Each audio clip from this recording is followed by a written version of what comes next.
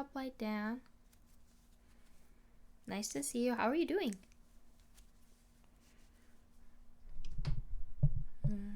Okay.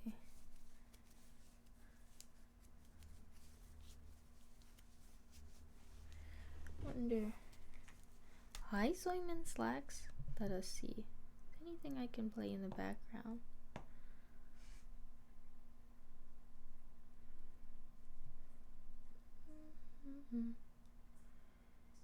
Let's see. Copyright free? Royalty free background music? Nice. I will do that for myself. Let me see. Home.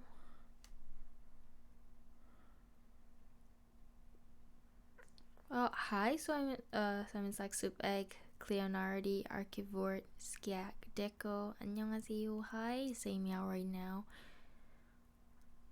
I Archivort, oh, my hair was still short, yeah, my hair was growing quite a lot.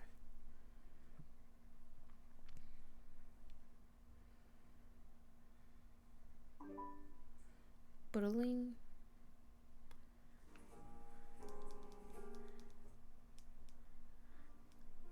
Nice. What is being knit today? Today we are knitting my scarf. I've been working on it for a while. I haven't been consistent.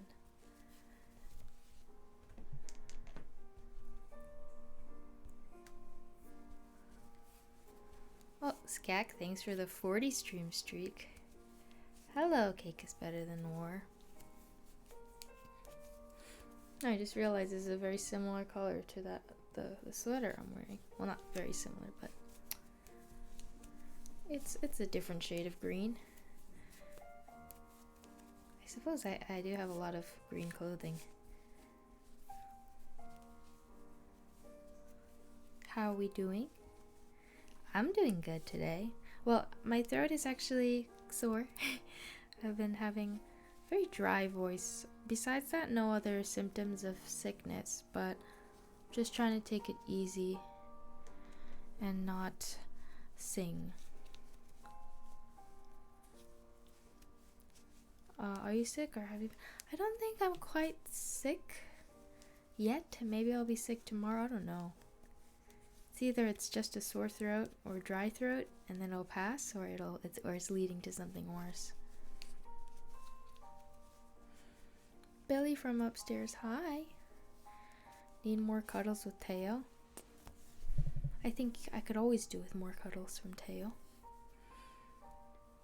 That's a trick question you're always saying.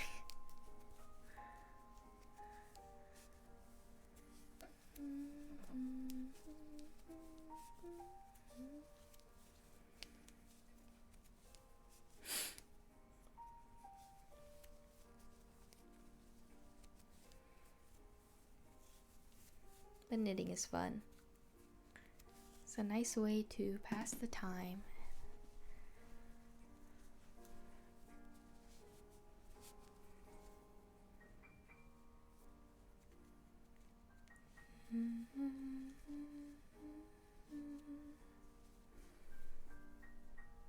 Oops.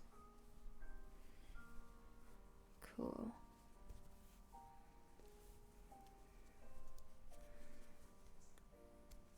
Did anyone have any New Year's goals that they've already been making good progress on this month?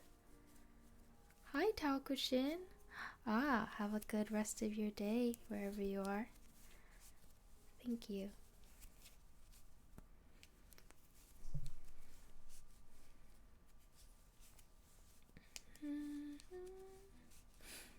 Not really, to be honest. I see.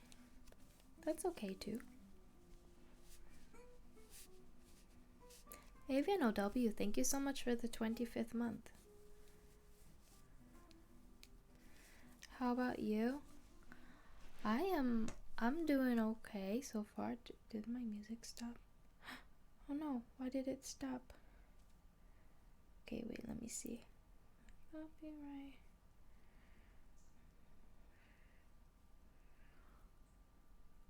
And oh, thanks for the hype train. Thanks, Desi Leader, for subscribing for the 11th month. Okay, what can we play? What can we play? This one?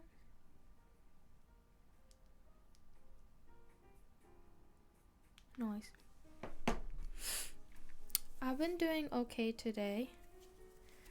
Just taking it easy since I'm not sure if I'm getting sick or not. I'm just trying not to make it worse and overexert myself. So it's been a pretty low-key day.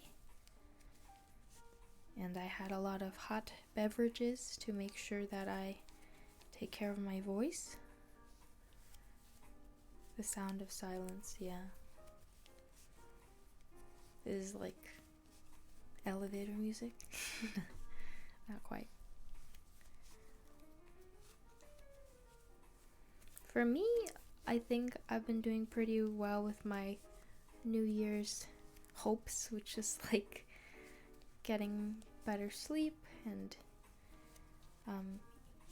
taking care of my eating habits. Yeah, it's all been going quite well so far. It's just, I think I just am approaching everything with a very forgiving mindset. I haven't been the best with long-term goals, but I have been reading a book called Atomic Habits to help adjust some of my habits. I've heard this book title dropped everywhere. It's like the book that people who like all that get your crap together stuff read, right? I hear about it so much. Hi, Wizard of Groovy. Hello, Dino Nuggies. Hi, Jason and Ghost of Ruins. Hello, Varulin too.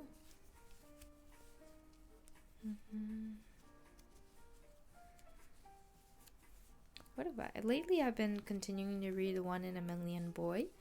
I actually picked up Call Me by Your Name at a secondhand bookstore recently because I figured I'd end up finishing The One in a Million Boy before my other books arrive that I ordered. So I will also read that, I think. Hi, Mighty Noob. My New Year's goal of being less sarcastic is going swimmingly. Must be pretty handy if everyone speaks. If everyone positively speaks about it. Oh, the Atomic Habits book? Maybe. I have a friend who only reads self-help books. Like, they don't read like anything else, just self-help books. So I saw their bookshelf, and it's just Atomic Habits, and then a lot of books with the F word in it, because that's what self-help books are these days. I remember I went to see to the bookstore, the last bookstore in LA, and then they had a self-help section that had a bunch of books like how to get your shite together or F something, whatever. Like I don't know. I feel like there's a lot of curse words in self-help book titles, right? Just wait until Molecular Routines comes out. That will be a banger. Ooh, I like that. I'll write that book. Except it'd be false advertising, because I'd go off about, freeing yourself, freeing the mind and soul from all the pressures of having to micromanage every aspect of your life. If you read more than one self-help book, did the first one really help? Skag, that's a great question. I feel like it's something I would ask. It's a good question. And it stopped again. The music keeps pausing. Don't pause.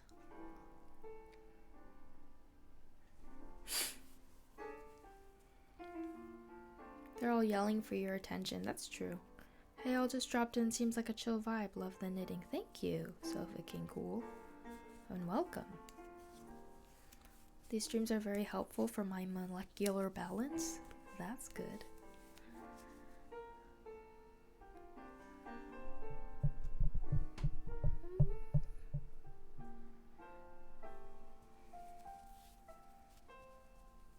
If I were to ever write a self-help book, I'd add an okay but IDK, that's just me, to the last page in case I ruin someone's life with my advice.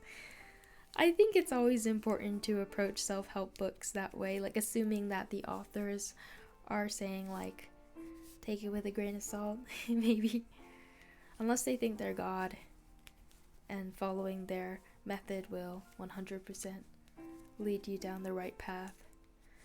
Throw for Fun, thank you so much for the 40 stream streak. So, I mean, as much as I'd like to say I know like my advice will work for people, I don't necessarily think that's true, because we're also different. So our needs and the way our brains function are all very different. My molecules are all over the place. Sounds more like a cult than self-help, yeah. Yeah, that is a very big streak. Throw for Fun, thank you so much. You're a singer too? Yes, I am a singer. I have a sore throat today, so that's why I'm not singing, but that is my main passion in life. Well, one of my, I don't even know if main is the right word, but yeah, one of my favorite things to do is write music and sing. I like to play guitar along with it too, and so I do a lot of music. It's my main thing. True, but I think there are probably some things that apply to most people. General advice. You're not singing? Yeah, unfortunately, I don't think I should push myself to sing in this vocal state. So you think you're a god, eh? A Yeju memoir. You know what? I really like that. I think I'll take that. It's a good passion to have in life, yeah. But I also really like knitting. But I'm not like the best at it. I just enjoy doing it. I don't have to be the best at it either. I missed you in Hodge. Oh, I miss Hodge. I want to see Hodge. I want to see Hodge. I'll have to follow so I can check back when you're feeling better. Thank you so much. Good night. I mean, I can play one of my songs in the background if you're curious. just play it on the speaker here. This isn't, I don't think this is copyrighted right now. Bum, bum, bum, bum. Bum, bum, bum, bum, bum. I haven't heard this song in a while.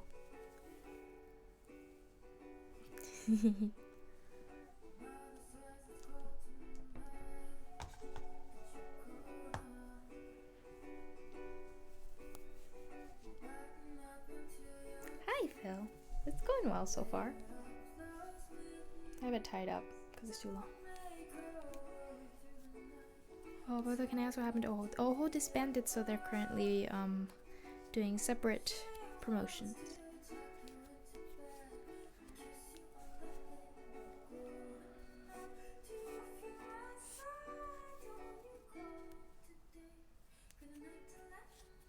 Oh, Wizard of Groovy. Knitting is wonderful. I do hope you get into it. You can share with us when you get started.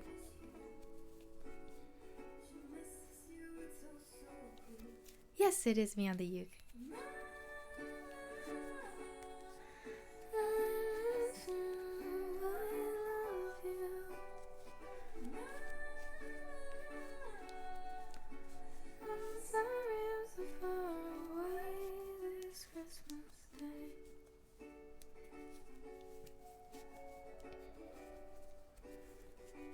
Yeah, Phil, I did mention earlier it's like a very similar color.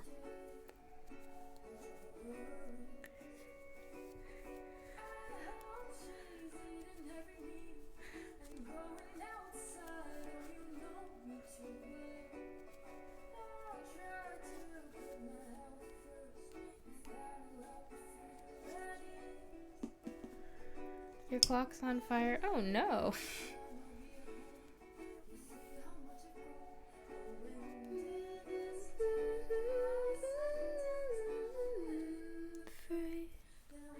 Every promise I've made.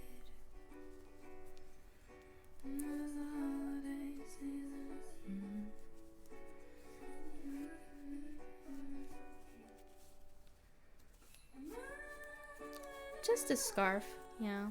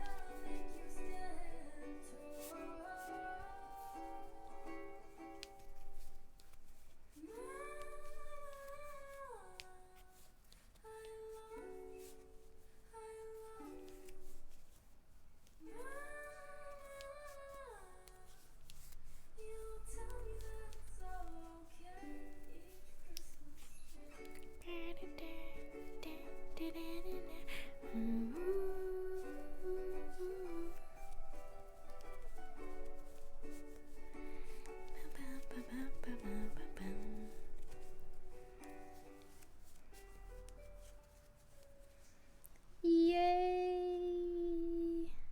And that was an original song called Mama.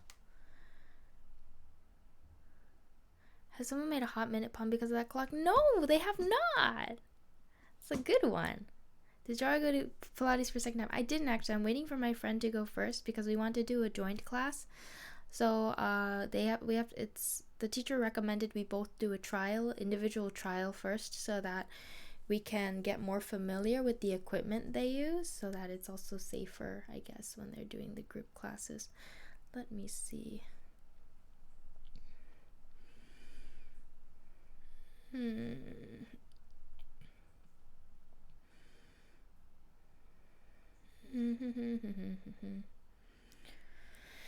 Let's see. Royalty free.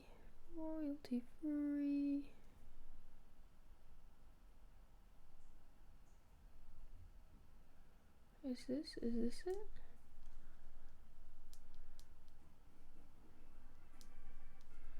No. Oh, I did not write the right thing. Have you decided whether you're definitely going overseas to see Ai? I feel like I definitely will be in one of the places that she is in during her tour, so I will try to match up to her tour because I must see her. I must.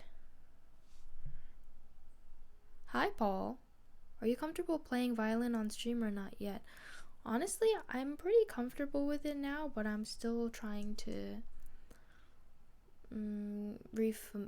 get used to it again.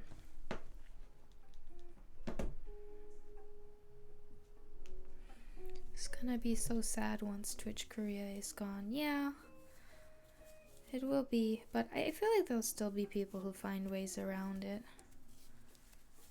You just announced she's going to Singapore.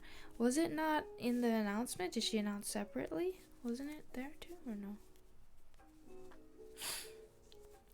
Do you think it would be appropriate to have a dono goal for the trip? I feel bad doing that, I feel like. But maybe donut goals for other things. I mean, donations are always greatly appreciated as things are uncertain going into the future.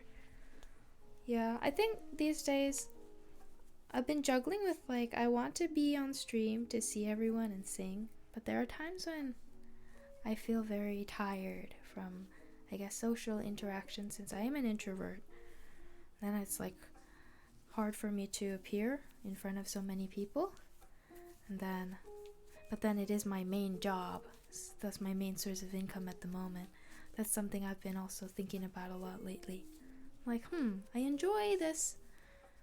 I enjoy music and I enjoy sharing it with people, but sometimes I don't always have the stamina, the social stamina. I've grown a lot though, I think, through this experience on Twitch. The LCK is still streaming in Twitch, so I don't know how they're doing that. Oh, wait, what's the LCK? What? Is that someone in Korea? Because it seems like it's still okay to stream in Korea right now. I think she should also put in some effort though. She can't just expect you to arrange to come to a place where she is. She should come by somewhere you are. It's just very hard to get tickets to her concerts in Korea. Don't feel bad. I think most viewers are happy to contribute to a donor goal. Maybe we'll do some donor goals in the future. Thank you, Paul.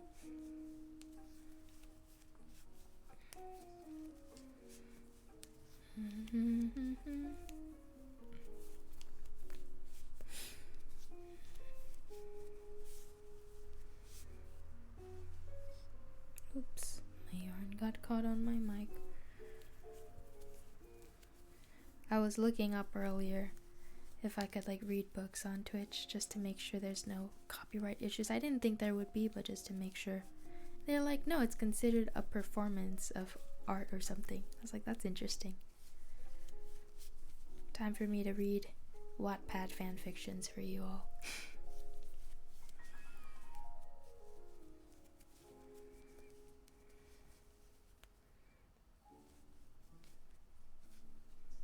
I'd be the first person to get a copyright strike for reading a book.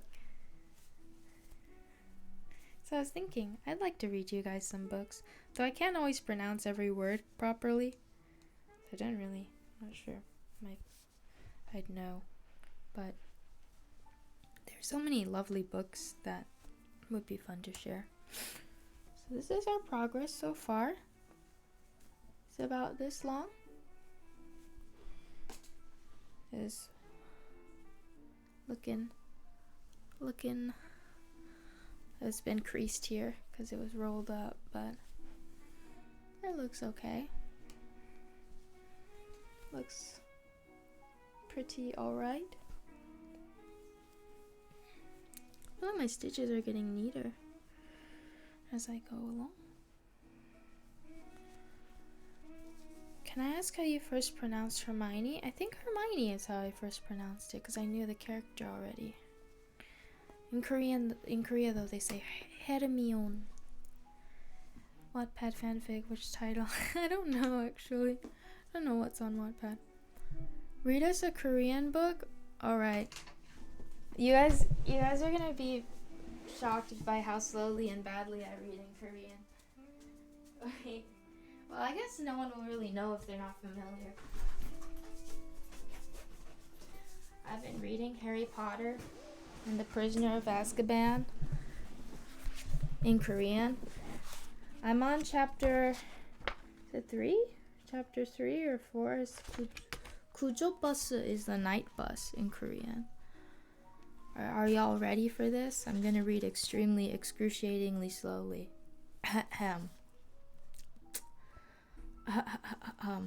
Wait.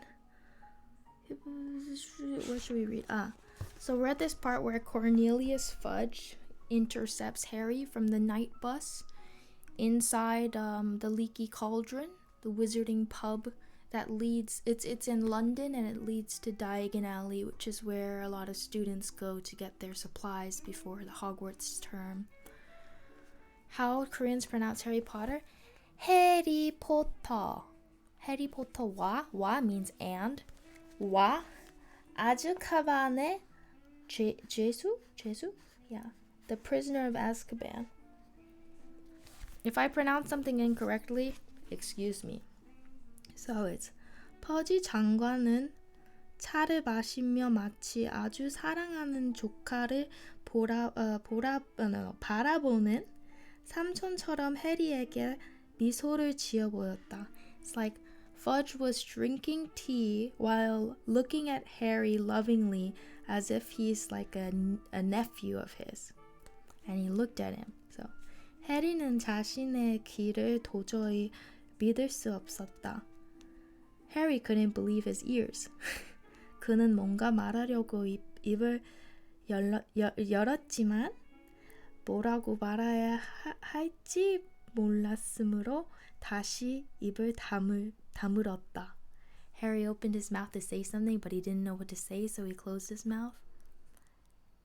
This sounds like my Google Translate I set at 0.5 speed to hear the pronunciation better. Well, you know what? Maybe you'll learn from it then. 야, 네 이모와 이모부의 반응에 대해 걱정하고 있는 거니? 퍼지 관장이 물었다. He's like, are you worried about what your aunt and uncle think? 그들은 물론 대단히 화가 났단다 해리. 하지만 so he's like yeah they were definitely mad Harry. 하지만 but 그들은 네가 크리스마스와 부활절을 호그와트에서 보내기만 한다면 내년 여름에 널 다시 데려가겠다고 했단다. So he's like, if as long as you spend the holidays at Hogwarts, they'll let you come back for the summer next year. Hi Green Apple, thank you for the bits. Never read Harry Potter. This Korean English audiobook version is doing nicely. Thank you. 해리는 간신히 입을 열었다. He opened his mouth hesitantly, I guess. Said, 전 크리스마스와 부활절은 항상 허그와트에서 보내요. He's like, I always spend the holidays there, Christmas holidays and whatnot. 그가 사무룩하게 말했다. 그리고 전 프리벳 가로는 다시는 돌아가고 싶지 않아요. So he's like, and I don't want to go back to Privet Drive ever again. How am I doing right now? I'm good. So he's like, then Fudge is like, 자, 마음이 좀 가라앉으면 기분이 달라질 거다. 달라질 게다. 퍼지 장관님 걱정스런 어조로 말했다. He's like, things will change after some time. You'll feel differently after some time. And he seems like concerned. He says, 아무튼, anyway, 그들은 너의 가족이잖아. 그러니까 가족이잖니? They're your family. 그러니 분명 서로를 좋아하고 있을 거야. 내심으론 말이다. He's like, so you probably all like each other since you're family, somewhere deep down, yeah. It's like, 그러나 해리는 퍼지 관장의 생각이 잘 못된 것이라고 고쳐줄 기분이 아니었다. So, but Harry wasn't in the mood to correct Fudge and tell him that he's wrong. He's like, 여전히 이제나 저제나 자신이 어떻게 되는 건지 말해주기만 기다리고 있었다. And then I think I could listen to you reading anything and I'd feel calm. I feel like I want to find something else to read to chat though. I don't know what you're saying, but yes, thank you. What can I read you all? Should I? Let me see. What do I have? What do I have in my store? One of my favorite books is not with me right now. I mean, I could read you this book that I love so much. The weather forecast in Korean. Actually, it's gonna snow tonight, or it is snowing.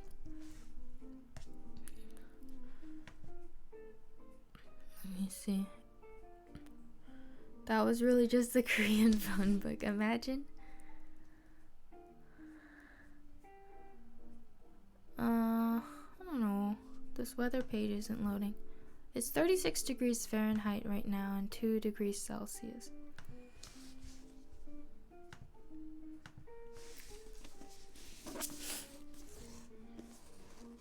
Oh, can someone describe umami flavor to me? Because I've always been confused about this. Because sometimes my sister's like, I can taste umami. And all these years, I could never really ask her. Like, I never asked her for some reason. Like, what is that taste? What is the taste of umami? You'd expect that as someone who has a lot of ingredients on a regular basis that supposedly have this umami flavor, I would know what it is. But I don't understand. Umami is earthy? Savory, meaty? But then why don't we just call it savory or meaty? You know? Or like rich, or you know? What is it that makes it umami? I associate that taste with soybeans. Umami is like salty but more full and soft. Umami sounds like something you would say when you taste something delicious. What is umami? Also, let me know if the music is too loud in the background, because I can't really hear the levels.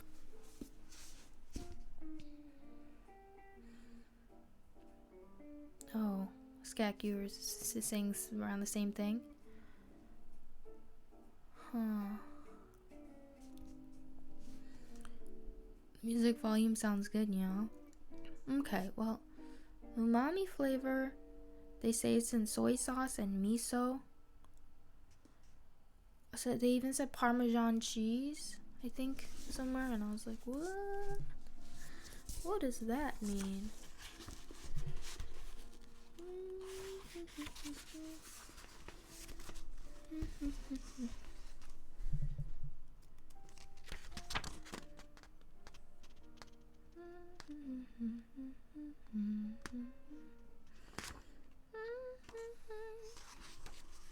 Maybe that's not exactly salty or rich, because MSG is exactly that umami flavor, is it? Mushrooms and tomatoes, really? Well, I heard of mushrooms, but not tomatoes. Umami is an extension of taste. It's in salty, savory, and or earthly foods, but it's more often better described as a mouthfeel. Okay, I'm gonna need like a whole like tray of foods that are supposedly umami flavor, because I really want to know once and for all how I can identify it. Because like I can identify all those separate food flavors, like, oh, this tastes like mushrooms, this tastes like soy sauce, this tastes like miso, this tastes like Parmesan cheese, but I don't know what exactly they're talking about. See, that's what happened. I went on Google and they said meaty, complex, or even just deliciousness, and those are all like kind of just different things. Any plans what to do when Twitch Korea is down? Yes, I will go to the corner of my room and cry. No, I'm just kidding. I don't know yet. Going with the flow.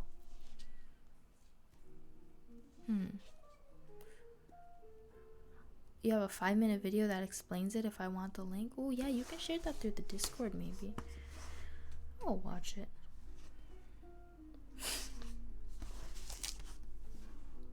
What? Oh, I learned a cool fact today. I think. Did I? Maybe. Did I think I was learning about the world's oldest turtle named Jonathan. It's over 200 years old. No, it's a tortoise. 200 years old. It's quite interesting. You can add kombu in water, soak for 30 minutes, at least a few hours, boil it up, and you have umami water. What is... Oh,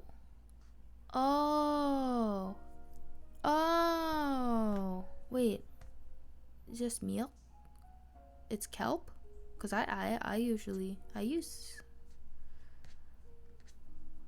seaweed regularly in my cooking. Kombu dashi. Interesting. I didn't know about umami until today. Thanks for educating me. I'm going to visit my parents soon. I'm sure my mom's cooking will be umami. Yeah, very cool. Very cool. I want to figure it out though. I'll make it my new mission. What?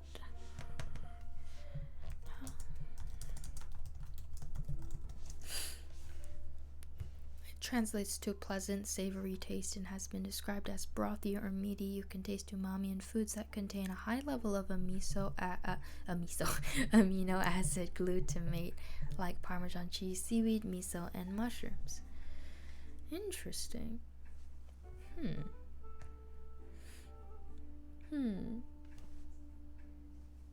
Fundamentally hearty and savory. It's funny because umami is in both foods Yeju loves and hates. That's true. I think once you look at the explanation of how it was discovered, you can tell what the flavor is if you have umami foods. Yeah, I suppose.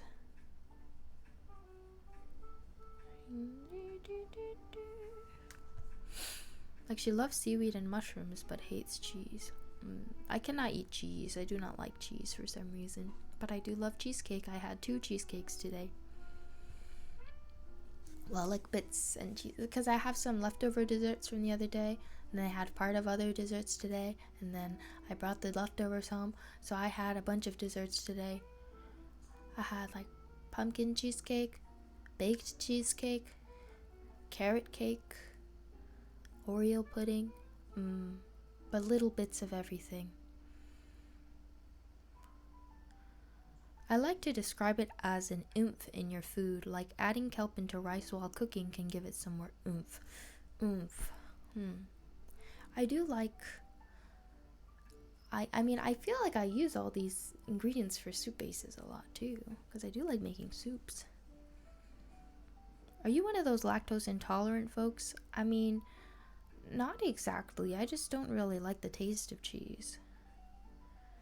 Have you ever tried blue cheese? I've tried many types of cheeses because when I was in the hospital in high school for they were trying to restore my weight, they weren't allowing me to not eat anything they gave me, which meant I had to eat a whole bunch of different types of cheeses.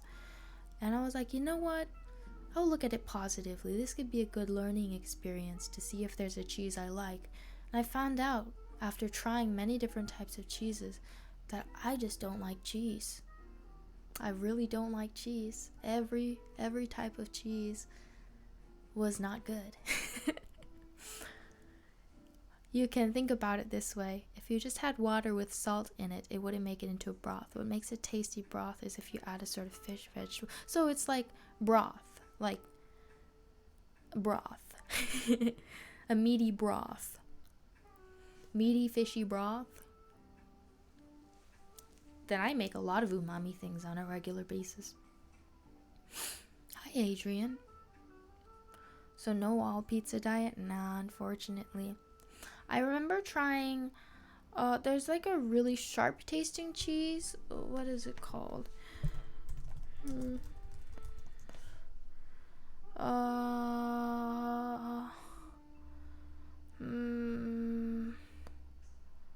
Wait. What was it called? Forget. But it was terrible. It was terrible. Also, the soy sauce example in the second part of the MSG might be good since it's not only broth. That's true. I like provolone. Oh, I don't. What color is the cheese you like? What cheese do I like? I'm okay with cheesecake, but I don't like just cream cheese on its own either. I like cheese in general, but not blue cheese. I imagine that's how old socks taste. I feel like all cheeses, excuse me for saying this, but all cheeses kind of remind me of socks, like old socks, when I smell. Because I feel like I have a really hard time like ignoring the smell of cheese. Like I don't find it to be a yummy smell. But I know that there are probably a lot of foods that I can't eat that don't smell yummy either. I don't know. It depends. It's weird because it just never sat right with me. I always wanted to like cheese because I felt like I was really weird for not liking it. Because everyone likes pizza. Everyone likes, I don't know, mac and cheese, grilled cheese. I just didn't like it and I felt bad. One of the worst things I had when I was in my treatment at the hospital, one of the things I really hated was a Monte Cristo sandwich. I really did not like it. It's like a ham, turkey, and Swiss cheese sandwich that's dipped into egg batter or custard and then pan fried and deep fried until cold. So it's like a deep fried grilled cheese sandwich. And I think like I can understand how cheese lovers might like it, but I did not like it. And I'm sorry. It's cool. Like I won't say it's gross or anything because I don't necessarily think it's gross. Like it's hard for me to say that because it's just something I just don't like the taste of. Yeah. It's a sweet savory combo. It's actually, is it? When is it from? Where is it from?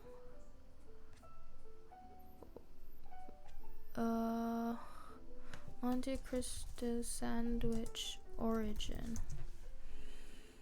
It originated around 1910 and initially served in Paris cafes. It gained popularity in the US in the 1930s. It appeared in many American cookbooks under names like French sandwich or toasted ham sandwich. It was a really interesting time when I was like there in the treatment center, because I tried so many different foods that I never tried before. Since growing up, I had a lot of Korean food, or just, mostly like Korean food or what they served at school, like American fast food and other stuff. But I tried meatloaf for the first time. That was interesting.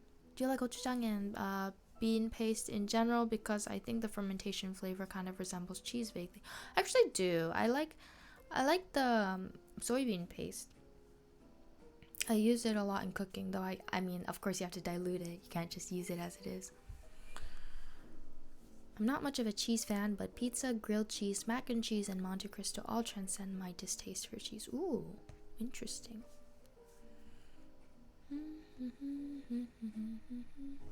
You've never read the book The Count of Monte Cristo? I have not.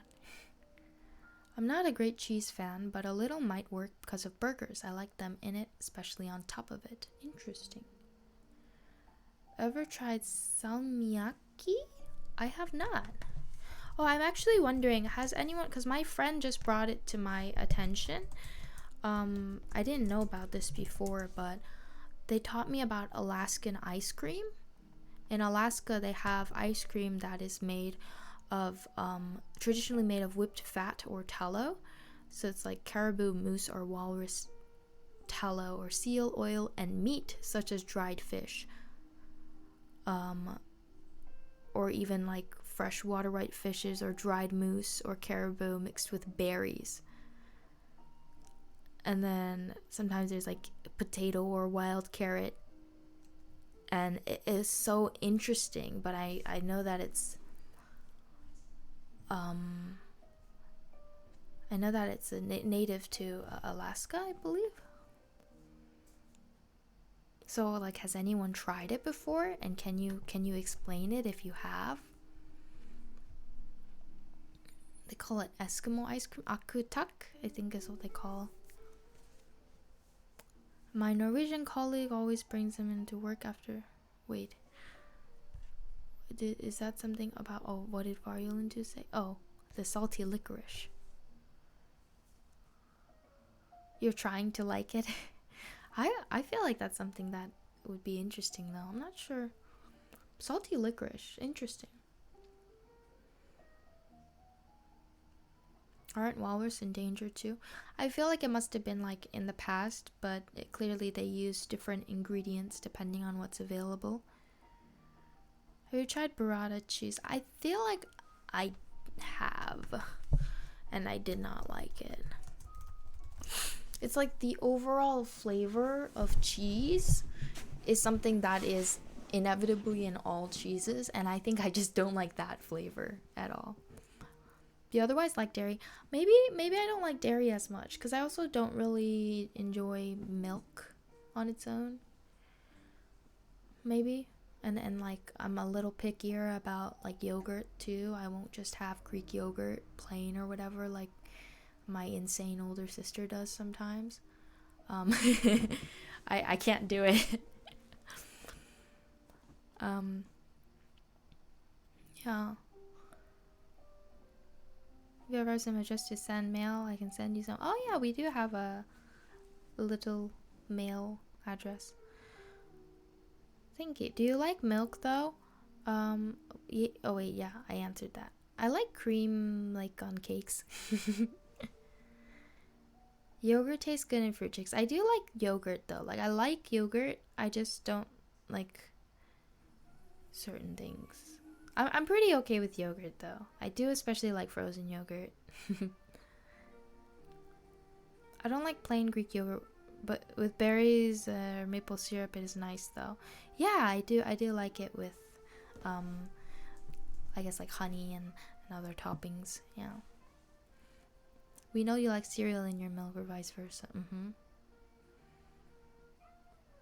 In the 1920s, our gang series, the childhood members were known to hate McLaren's Limburger cheese, which apparently smells terrible, making for humorous on-camera reactions and making Limburger cheese haters meme of all sorts for kids everywhere. Oh, that's interesting. Interesting fun fact. I've never liked milk on its own too. Fine and serious though, as long as it's poured after the cereal, of course. I always find it strange that we drink milk. Cause like aren't we like the only other only species to like consume the milk of another animal? Like I feel like that's a very interesting thing that we do. Oh, pi has been redeemed. 3.15926538327950228466950238497692937169229371445920678164669988628.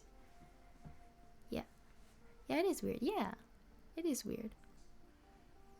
Oh, hydrate has been redeemed. The whole milk industry is weird. Yeah.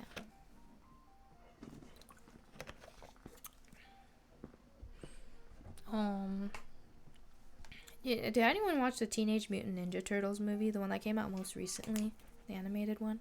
I feel like they talked a lot about milking in that movie to a point where I was like, this joke is overused. You've milked it for all it's worth. Badoomts. Okay. The BTS joke reminded me of you? Yeah. The first person to try milk from another animal was very adventurous, I suppose. Yeah, but you know, humans, I feel like we try to eat everything that we encounter. Everything. I mean, thankfully, we know now, like, most of what we can consume and what we shouldn't consume. But honestly, like, all that trial and error over the years, we've been born in a good time. We don't have to do the trial and error ourselves. I think it was getting overused until they actually ended up getting hooked on a milking machine. Yeah. Grandma knitting making dad jokes now, that's true. I wonder if personal tasters are still a thing. People who try things for rich people to see if they're safe to eat or not. Oh yeah, I was reading an article about the oldest woman. Like one of the oldest women who passed away. She was from France, and they were saying like 3 theories as to why she's... Well, 3 things that led to her long life, and the first one was she was wealthy. They were talking about how she never had to work. And I was like, that's an interesting thing to put as the very first point. Another thing was she had a great social life.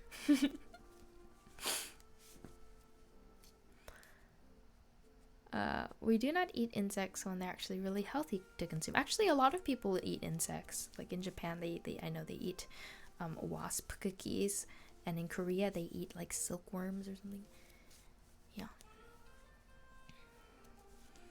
There was a huge milk propaganda program in Finland in the 90s. Commercials said you will break your bones if you don't drink milk. Schools had official posters about it. It was really, that's interesting. But now there are like milk alternatives with like even more calcium than milk. So I find that pretty interesting too. But now like milk has become a staple item in the kitchen because you use it in so many different recipes and especially in like baking. The annoying character Bill Lumber in Office Space is a subtle reference to this apparently repulsive cheese. Have you ever eaten an insect, Yeju? I mean, not on purpose, but definitely by accident. I'm pretty sure I've eaten some roaches in my life. I know this may make some people cringe, but I'm quite sure that I have eaten roaches before. I've definitely had soup that had a roach in it before, because I grew up in a New York City apartment, and those are just, like, that's inevitable.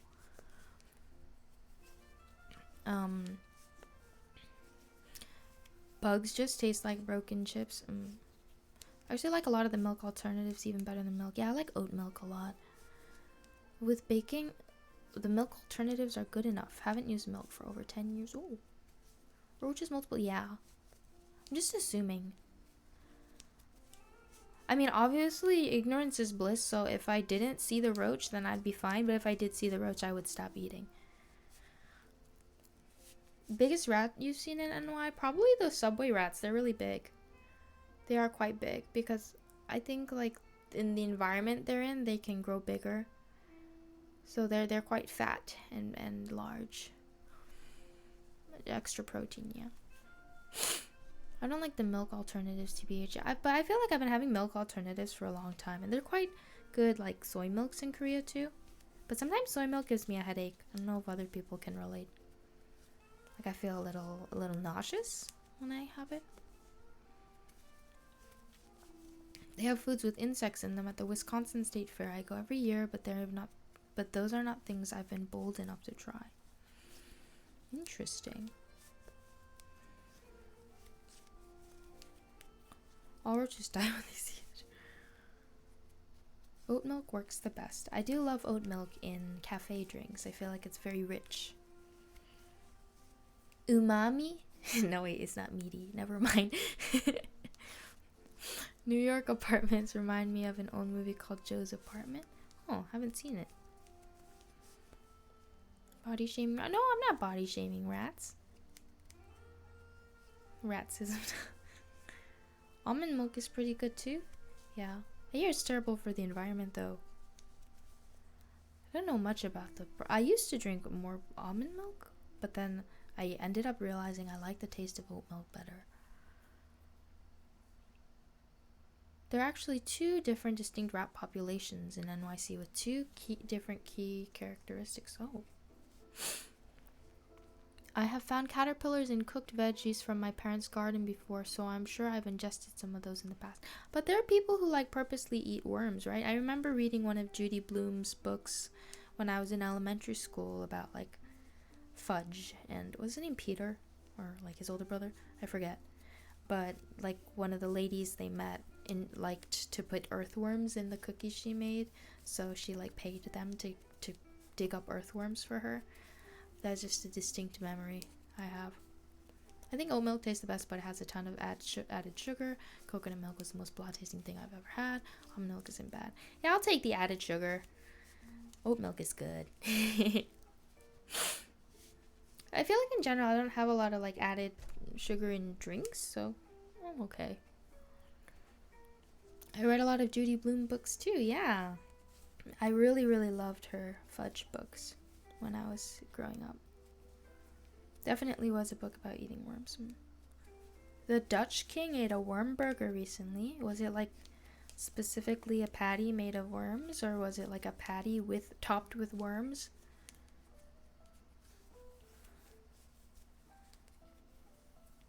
I buy sugar-free oat milk. I try not to have too much sugar. I understand if it's like if you're trying to be conscious of your health, if you have some health complications. For me right now, I think I'm just trying to enjoy eating more versatile things while I can.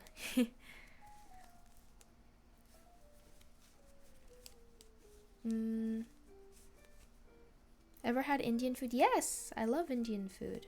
I really do.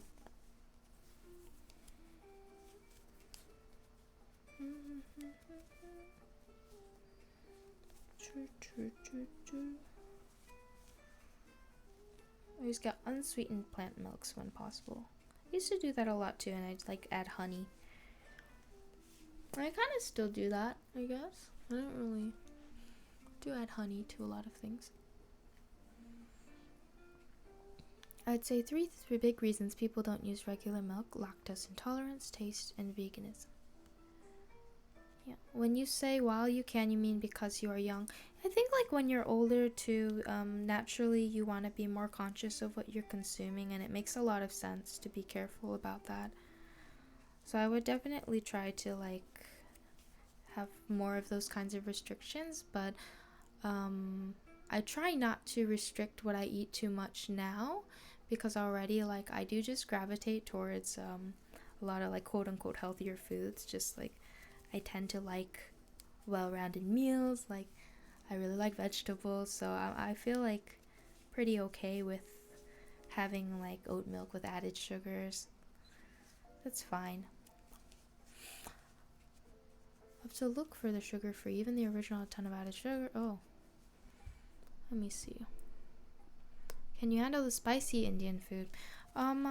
I used to be able to handle spicy foods really well when I was younger. It was like I enjoyed challenging myself, but now I just don't like being in pain. So I avoid spicy food because it makes my stomach feel like it's burning, and I don't like that. Like even if I can get over it, I just don't like the burning feeling. It feels like acid reflux. Coconut cream works great with lentil soup. Coconut milk. Oh. When I first tried milk alternatives, I was put off because they were all sweet. I was happy when unsweetened versions started appearing in shops near me. That's right, actually. I do think a lot of them were just a little too sweet. How much meat do you eat? Me? Honestly, not. I don't think I eat that much, to be honest. I really like tofu, though, so I have a habit. I like to keep tofu in my fridge so I can, like, put it in soup or put it on the pan with oil and just, like, make crispy tofu that's, like, seasoned. I really, really like tofu. Since I was really young, it was always one of my favorite foods. Tofu and, like, eggs. Had a hot chicken sandwich. Oh, thank you, Talisman Solutions, for the gift sub. Had a hot chicken sandwich in Nashville Airport this week. I ordered medium, and that was about too much for me. There's still at least 4 spice levels above that. Oh, really? Huh. Yeah, I don't like... In Korea, actually, a lot of pasta places, they make their pasta spicy. Like, all their pasta spicy. Which is really interesting. If you go to, like, a fancy pasta place that's more pricey, they'll have, like, regular pastas that are not spicy. But I noticed that, like, the lower price points, there are so many spicy pastas that are very, very spicy. And it's like there's no warning sometimes. Or they're like, oh, it's slightly spicy, and you eat it and it's very, very spicy. Scorpion's dog, thank you for the bits. Crash Override, thank you for subscribing for the 10th month. Korean pasta is sweet for some reason, at least the ones I've had. I've had some really, really, really good pasta in Korea before too, but I don't think I've encountered too many sweet ones. Like too many that are overly sweet. Yeah. I am quite spicy. Thank you.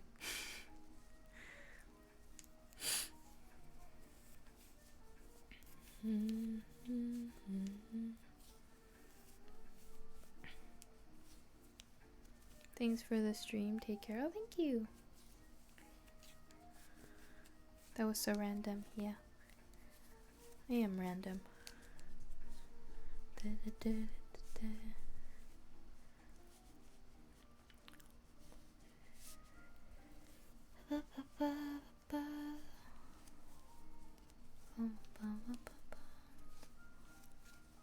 Oh, not you, the comment. Yeah. Do you guys remember when I told you about the game I play called Bacon? The phone game? I finished it. And I'm very sad. I didn't realize I could actually complete all the levels. I think I must have been a little too into that game. Because there are still quite a lot of levels. So I played a decent amount to finish it. I finished Bacon.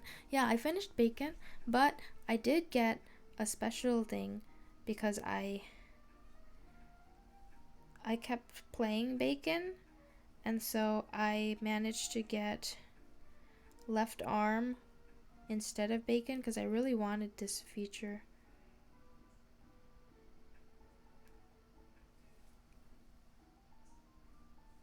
See? I got enough bake coins to get left arm instead of Bacon. So now I just fling left arm. And I was really excited about that. But then I finished the game. I was like, well darn it. Gosh darn it.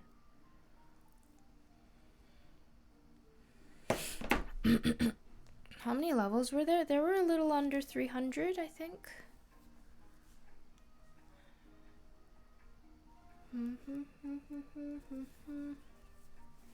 It's a mobile game, yeah.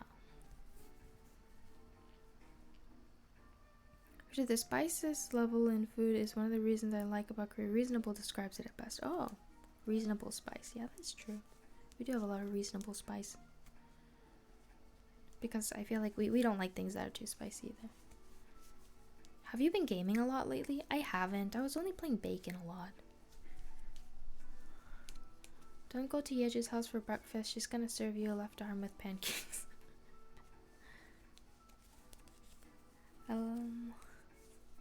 Oh my gosh, Skag. I'm not a good gamer, but I enjoy occasionally playing games, but I think most of the time when I'm free, I'd rather not be looking at a game because it kind of strains my eyes.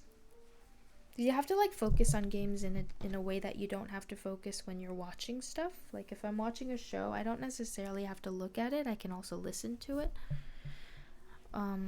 And do something else. But then with games, I have to be so focused on the screen that my eyes tend to hurt. So I guess it's not as sustainable as a frequent hobby.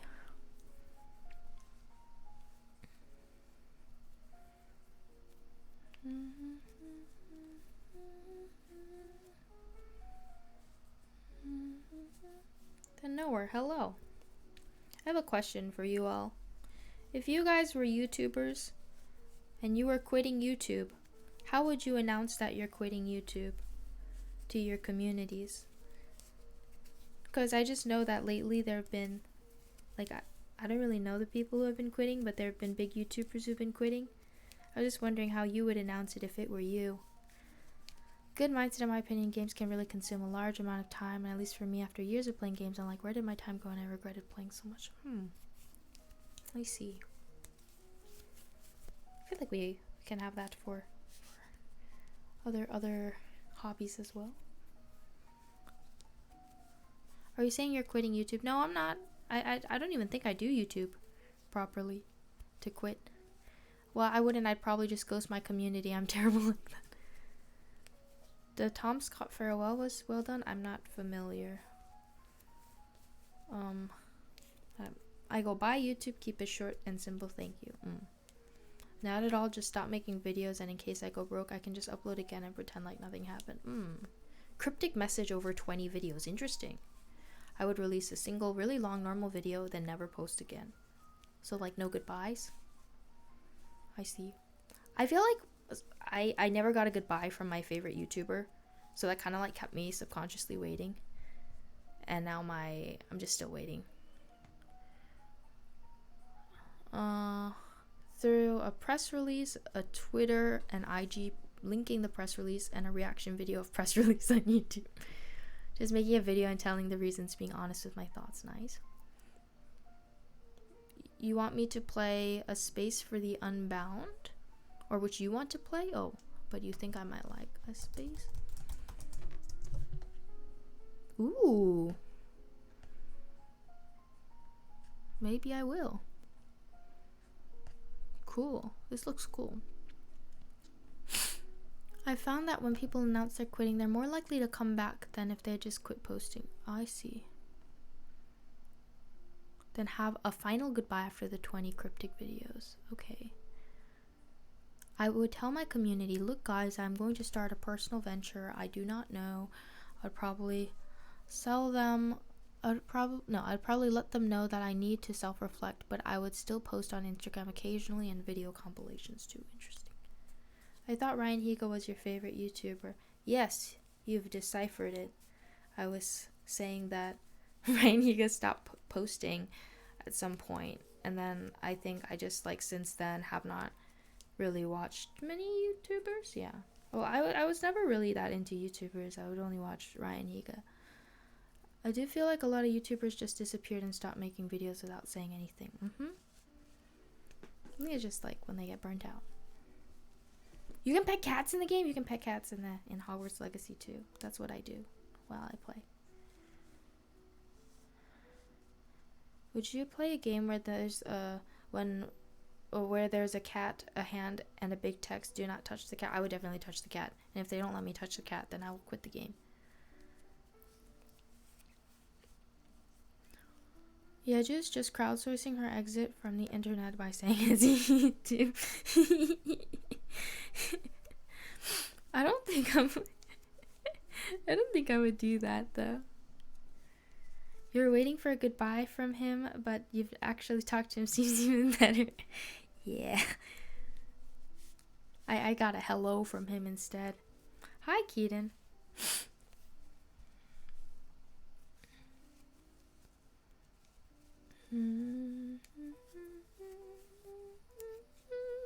Lighting us off easily. Oh no. No, don't worry. I'll be around.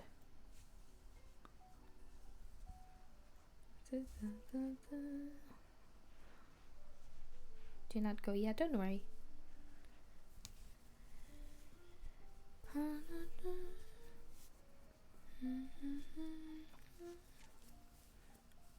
Oh, did we have that clipped? When Ryan came on? That's cool. It was one of the coolest moments of my internet life.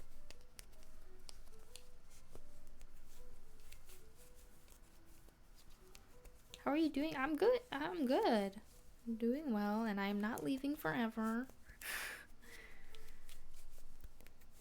I am just knitting because my throat is not doing super well. I think it's also because my throat was already dry, and then I sleep with a mouth guard, and then the mouth guard makes it tough to close my mouth while sleeping, so then my throat gets even more dry, and I wake up with the scratchiest feeling in my throat, and so I've just been trying my best to have a lot of warm drinks, and have cough drops a lot too. Your throat needs more cheese. Nah. I've always thought that sweater you're wearing is your green Charlie Brown sweater. It is not, but that is a good point. It's like Charlie Brown's sweater.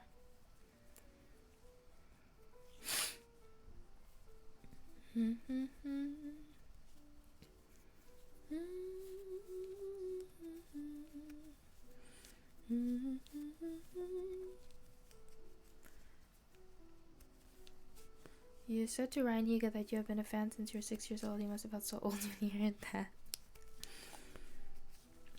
I mean, I feel like there are probably a lot of people who say that to him too.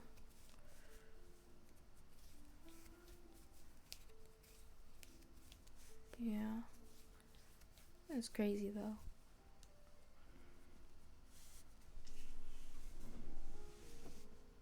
There was a scientific study that says eating cheese every day improves one's singing by 5%. Would you start eating cheese? No, they say exercising every day improves your health, but do you see me exercising every day? Well, I go on walks though. I still think it's important to move.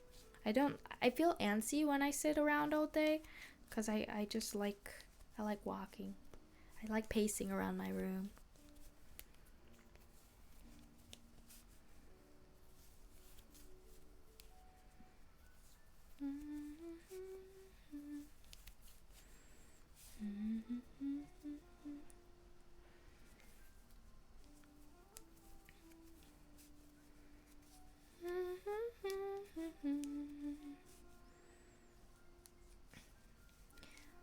Oh, do you also walk when you eat or talk on the phone?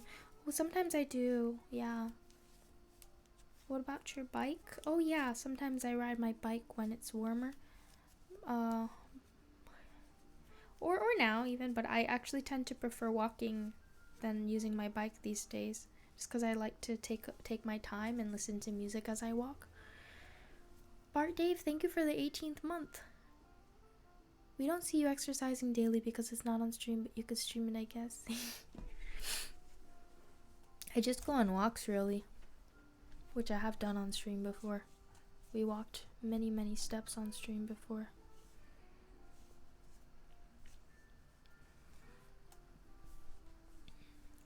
Remember the time when Katya lost your bike? I do remember that. That was funny. Biking in the winter is the easiest way to make your fingers freeze and fall off. Yeah, that's why I don't bike in the winter. My hands are very sensitive to colds compared to the rest of my body. It's my nose, hands, and toes. So I can't really bike as much in the winter, for I am too cold. Oh, hello, Danny sings along. And hello to Callie as well. Thanks for tuning in from Ireland. One of my favorite musicians, singer-songwriters, Orla Gartland, in this album is from Dublin, Ireland. That's one of my favorite shows is from Ireland, Derry Girls.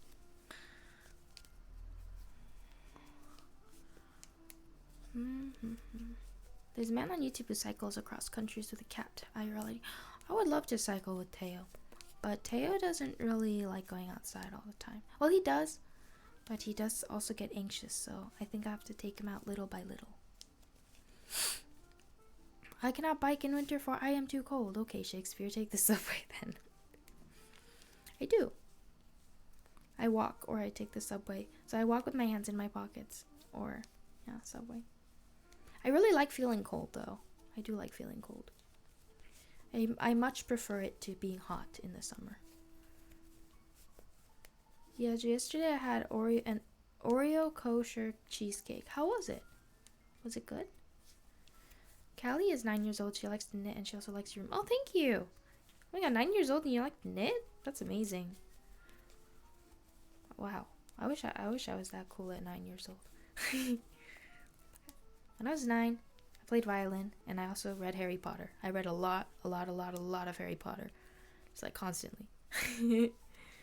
That was like when my addiction really began, my addiction to Harry Potter. Irish Tourist Organization has an advertising featuring a few of the Derry Girls. That's so cool. Yeju likes feeling cold because it's the only way for him to feel something. You're right, Skag. Well, I can tell you from experience that being hot all the time is exhausting. Yeah. Do you go to local gigs for upcoming artists? I don't really go to concerts actually. I have been wanting to go somewhere, but it's also costly, and I've been just cutting back on my spending overall. Yeah, trying to be conscious. Need some food. Hi. She has a violin and likes Harry Potter too. Really? Oh my goodness. I think this is a bond. We are bonding. When you were 21, you also played violin and read a lot. Oh, that's true. I still do that. I do read Harry Potter a lot, and I do play violin. And I knit. Have you read any Harry Potter fanfic? I have seen Harry Potter fanfictions before. Some of them are really funny.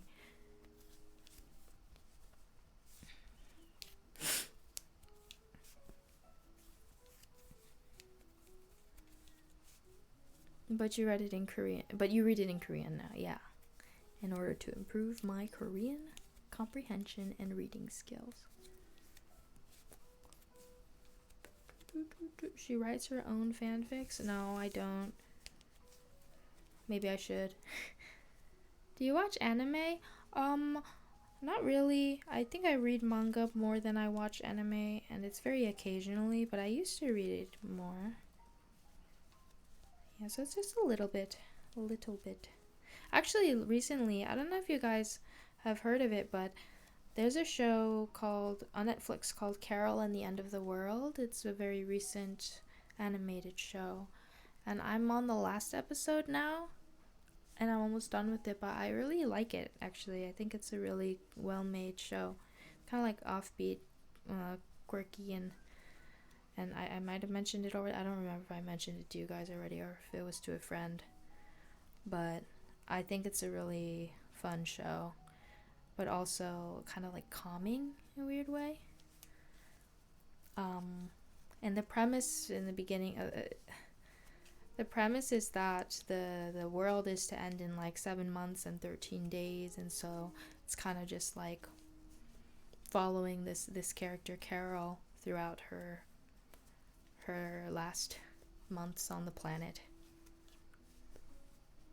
Do you have any favorite Harry Potter character? I'm particularly fond of Luna Lovegood. And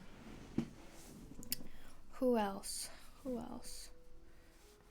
I always really appreciated Fred and George Weasley. Yeah.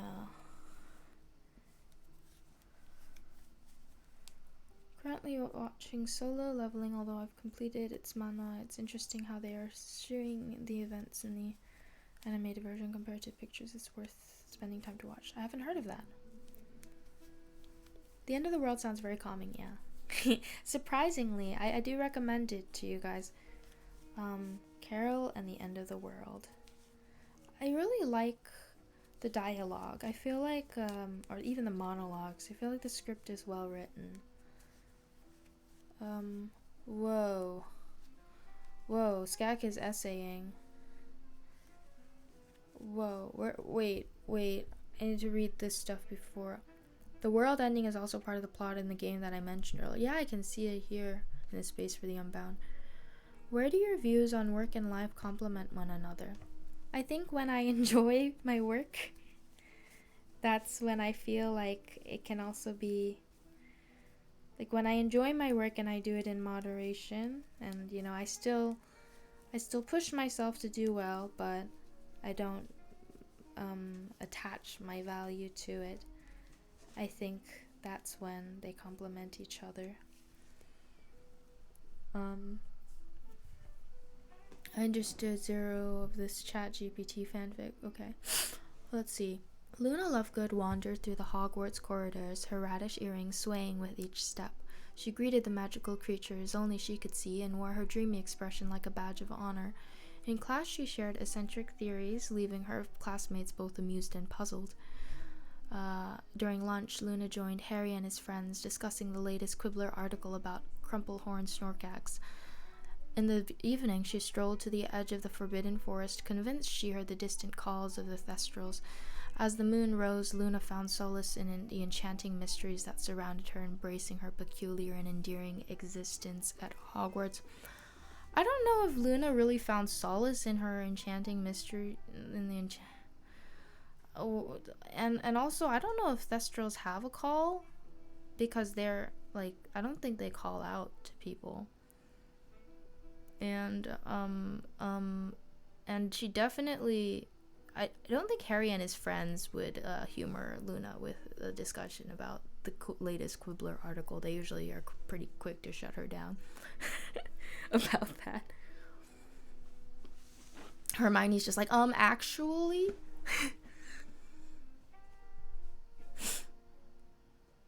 I kept waiting for that fanfic to take some sort of racy turn, but it didn't happen. Yeah, I mean, especially because it was, posted by Skak. Solo Leveling is based on events taking place in South Korea, and that's something that many authors have started taking interest in Korean-based community. Oh. Is there a drama?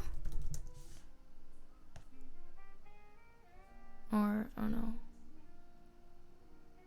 Oh. I see. Interesting. So many tabs of random things I googled during stream opened up.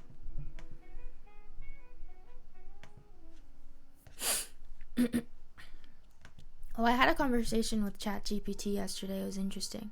So, because ChatGPT glitched, and I was like, can you tell me about an underrated historical figure? And it was like, certainly. One historical figure who is often considered underrated is Hypatia of Hypatia of Hypatia of Hypatia of Hypatia of Hypatia of Hypatia of Hypatia of Hypatia of Hypatia of Hypatia of Hypatia of Hypatia. This goes on for a really long time, because it just completely glitched. And then I was like, are you glitching? And it said, it seems there was an error in my response and I apologize for that. It appears to be an unusual repetition. If you have any specific questions or if there's anything else I can help you with, please feel free to let me know. And then I asked the question again. And then they didn't tell me about Hypatia, but it was like, certainly. One historical figure often considered underrated is Ibn Battuta, a Moroccan explorer and scholar who traveled extensively throughout the Islamic world beyond the 14th century. Interesting, right? Underrated historical figure, we're looking at her. It started as a manga hyped up in halls and comic cons, and later it was announced an animated version. Oh wait, where's my discussion earlier though? Your chat GBT is pretty smart. Yeah, I mean, it's supposed to be. So,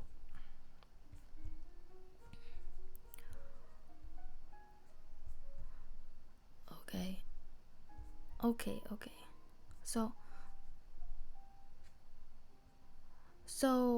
I wrote, how long can you keep onions in a basket outside your door? And I say this because on the fourth floor, my neighbor has this shopping basket outside their door. They're a couple, and they have this basket of onions, and it's been there for a really long time, just an extremely long time, just many months of these onions in the basket. So I was like, how long can you keep onions in a basket outside your door? And ChatGPT's like, the storage life of onions outside your door depends on several factors, including the temperature, humidity, and air circulation in your location. So then it's like giving me numbers and details like cool and dry environment, air circulation, avoid direct sunlight, check regularly, separation from potatoes, don't store onions with potatoes, both emit gases that can accelerate each other's ripening and spoilage. So I was seeing all this stuff, and then I said, my neighbor won't get rid of her onions, and it's been many months. And it said, if your neighbor has kept onions outside for many months, there's a good chance they might have deteriorated or become spoiled. Onions, especially when stored inappropriately or for extended periods, can sprout, develop mold, or become mushy. If you're concerned about the condition of your neighbor's onions, here are some suggestions. 1. Talk to your neighbor. 2. Suggest proper storage. 3. Offer assistance. 4. Share information. Approaching the situation with a friendly and helpful attitude can foster good communication.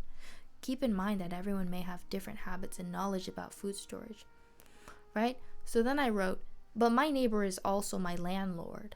And then ChatGPT was like, oh boy, if your neighbor is also your landlord, it adds a layer of complexity. Adds a layer, like onions, adds a layer of complexity to the situation. In this case, it's crucial to handle the conversation delicately to maintain a positive landlord-tenant relationship. Here are some suggestions. 1. Choose the right time. Find an appropriate and convenient time to discuss the matter. Avoid times when your landlord may be busy or stressed. 2. Express concerns tactfully. Start the conversation by expressing your concern for their well-being and mentioning that you've noticed the onions outside for an extended period. Politely share your knowledge about proper onion storage and mention that prolonged storage could lead to spoilage. 3. Offer help. If you feel comfortable and your relationship with your landlord allows for it, offer your assistance in sorting through the onions. You can frame it as a helpful gesture rather than a complaint. 4. Suggest alternative storage. If possible, suggest alternative storage options such as a cool, dry pantry or a ventilated area. 5. Share information. Share information about food safety and the potential risks associated with storing onions for too long.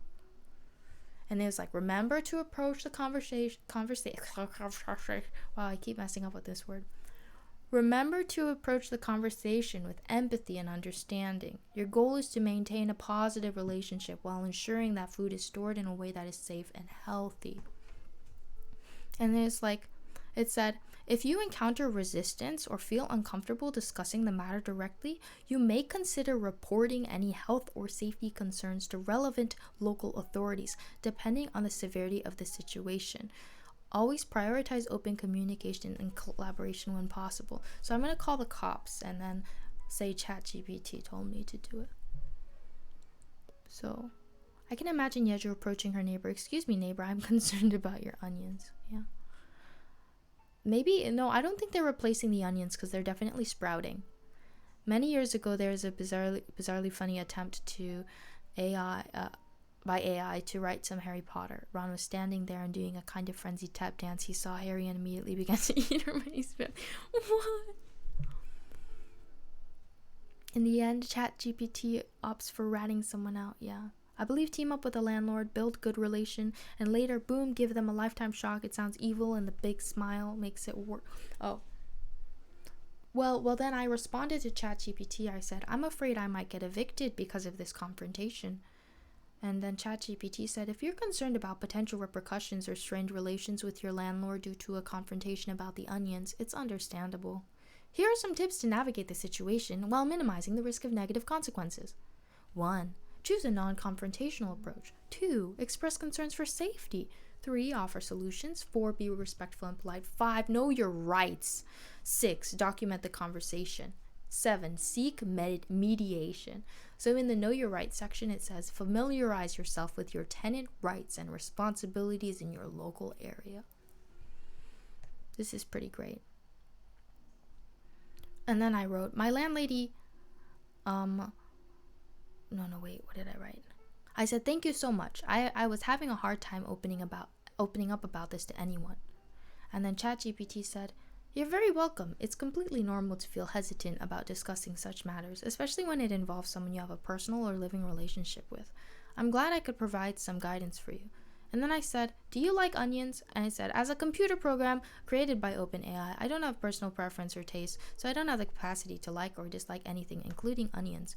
And then I said, I wanted to offer you an onion as a gift. And said I'd appreciate the gesture, but as a virtual assistant, I don't have the ability to accept physical gifts.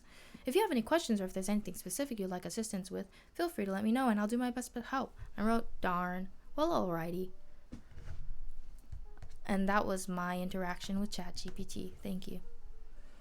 That was really drawn out, but I felt like I wanted to share that. So, yeah.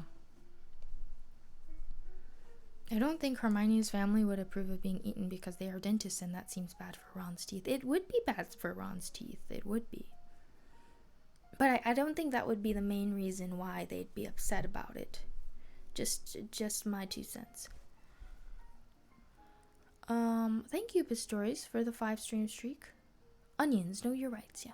I would have suggested planting rotting onions, fake getting sick, and from said onions, suing your landlord, commandeering your landlady's possessions, and now living rent-free for life. But then the thing is, I had no rights to those onions. They weren't my onions. So if I were to steal an onion, then they'd be like, well, why are you blaming me for an onion you shouldn't have stolen in the first place? I think that the laws would work against me. That's a well-rounded story. You completed your 7-day streak today? Ooh, Seijin Kun, thank you for the 7-stream streak. 7 streams. But anyway, I've just been concerned about my neighbor's onions. But honestly, it's nothing that like keeps me up at night. Not yet, at least. So far, it's been manageable. You know, it's been tough, but I get by. I get by every day. You know, I can still get out of bed without worrying too much about the onions. What else do I worry about? That's mainly the onions.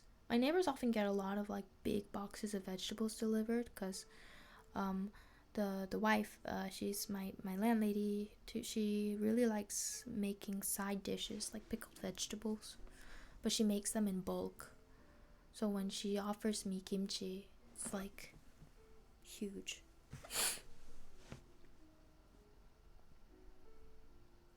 I enjoyed my team here and people on Discord. I love the people. Made my day was going worse. Oh, you enjoyed your time here. Oh, I'm glad that you feel that way. Once it starts to smell the onions, it would keep her up. I mean, I don't think it'd be that bad though. Better to be concerned about their onions than their youngins. That's true. They don't have youngins. They're kind of an older couple. Well, they do, I think, that visit on the holidays, but mostly they're just on their own. Do people, like, if you guys run into your neighbors, do you say hello or do you just, like, awkwardly and then walk? Or do you, like, you know, like, avoid eye contact? Like, you just do a head nod? Like, is it a nod, like, or a nod like, or a nod like, or like, Like, talk to your neighbors pretty often. Bow and walk, yeah. Just run away. Oh, you say hi, okay. You say hello, but sometimes you talk to them, but if they avoid you, you avoid them. You always greet them, okay. I say, hello, how are your onions today? Just, they're cool though, okay. Just a head nod to acknowledge we made brief eye contact. Okay, because I do the full, like, the bow in the 안녕하세요. Yeah.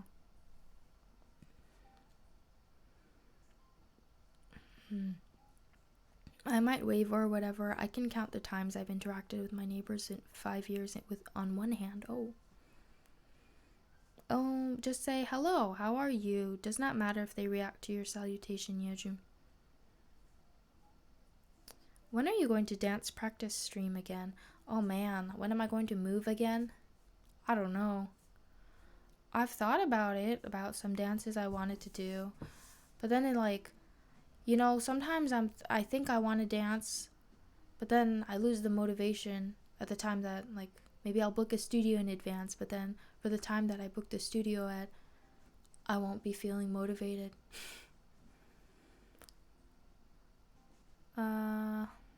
Live in hotels, don't have any permanent neighbors, always traveling. You don't ask how are you here unless you actually mean it. I usually mean it, but it's kind of hard to ask people you don't really know how they're doing. Did you say onion haseyo? I say 안녕하세요, but sometimes when I pass the onions, I go onion haseyo. Yeah, you guys think I would pass up an opportunity to make an onion pun? Never.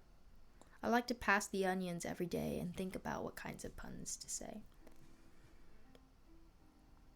Oogway Sensei. Oh my god, I just talked about Master Oogway today with my friend. I was like, how old was Master Oogway when he died? And it was like thousands of years old. And I was like, why did he choose to go then? Because he didn't really die of old age. He just kind of was like, it's time. And then trolled everyone and left a panda with, like, the fate of the world on panda's very broad shoulders. Well, that's exactly what it is about. What do we do when we don't feel what we do when we don't feel motivated? I get more good mornings and hellos from strangers when I walk around random LA neighborhoods during my work breaks. I do find that funny in America because it's more prevalent there. In Korea, people don't say hello to strangers, but in America, if you make eye contact with someone, just be like, hi. And my mom's like that. If she sees anyone, she's like, hi. And I was like, do you know them? My mom's like, no. She's just always like, hi. It's like, I think it's my social anxiety. I'm like, yeah, that's relatable too. Hi, Mom! Oh my gosh, sorry. Sorry. I hope I was honoring honoring you accurately. Yeah. Yeah. Hi, Mom. I do find that we say hi to strangers a lot. My mom smiles a lot at like random babies and children. Yeah. Oh, you know what I noticed too, actually? Like, my mom has the option of speaking to me in Korean in like the elevator in America if we're in there with a neighbor, but I do notice that I feel like sometimes she purposely speaks in English so that the other person doesn't feel left out.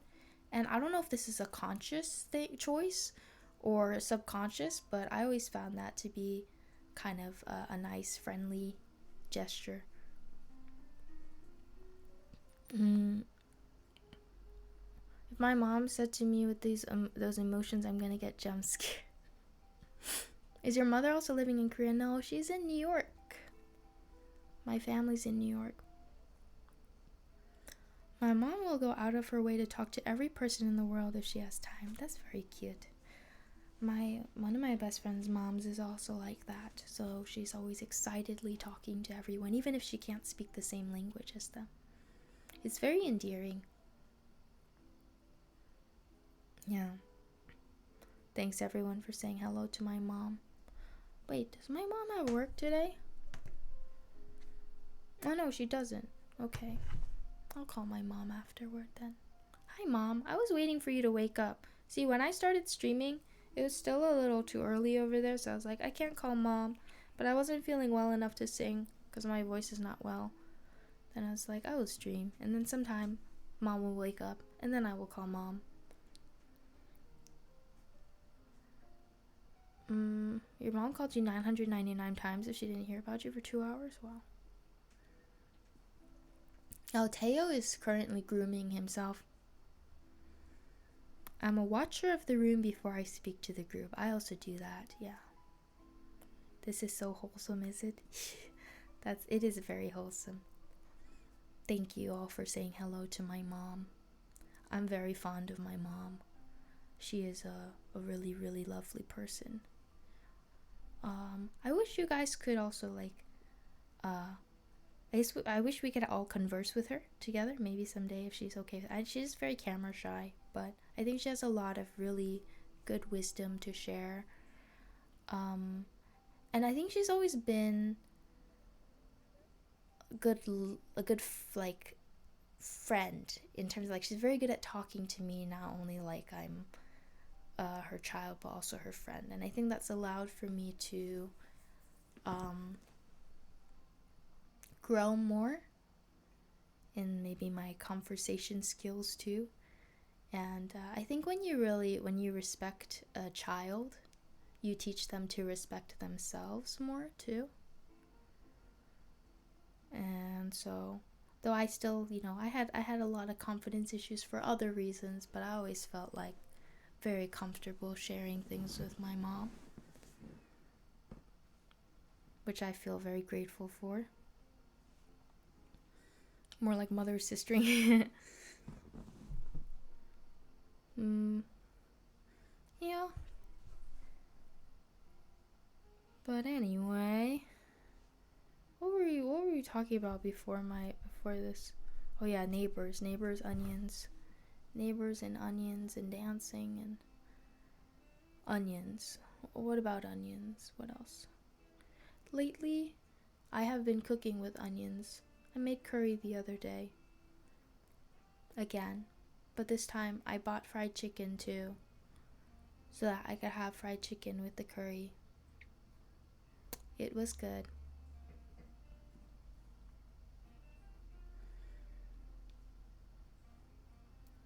My mom's always said that her goal was raising us to be her friends. That's very cute. That's the same problem here. I live in the US and my parents live in India. I'm studying films currently on semester break, but time is the enemy. We don't get time often to talk a lot, but we both have efforts from each other's side, but sometimes we don't get to talk to each other for a long time. I understand that, and it makes a lot of sense with all the time differences and everyone's busy schedules, but I always also remind my loved ones to prioritize talking to one another. There are times when we restrict ourselves mentally more than we realize. Like you could spare 5 minutes you could spare 5 minutes to talk to someone when your schedules align. I always think it's worth it. Yeah. Well, you have the advantage of technology. Imagine just 20 years ago, you'd have to write letters and not video calls. We actually reflected on this a few days ago. My family, we were talking about how when my mom was younger, she couldn't talk to her mom because it was hundreds of dollars a month, which is a lot at the time, especially to have international calls. And so we wished that we could have had more communication, or she wished. So I think we are very lucky to have features like video call. I think it's akin to magic, honestly.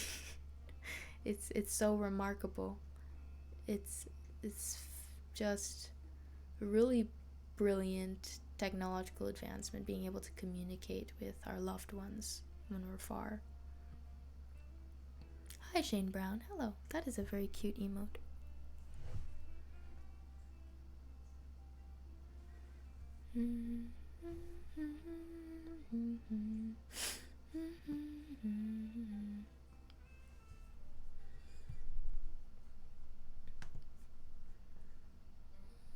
Oh, I have a question for everyone. What's your go-to food when you're bored? Not when you're hungry. It's like just something you eat because it's yummy and you're bored. How many grandparents do you have in Korea? I have only one grandparent. My paternal grandfather, and I see him on like some holidays or when he's in the area.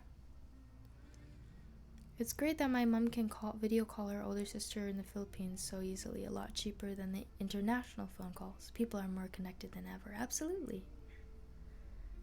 Not cheese, yeah. Mindless snacking, Tuna, oh, interesting. Like canned tuna? Cashews, peanuts, chocolate, almonds, fruit, honestly. Oh, I do snack on fruit mindlessly a lot. Anything high in protein? Oh. Steamed rice cake. Ooh. What do?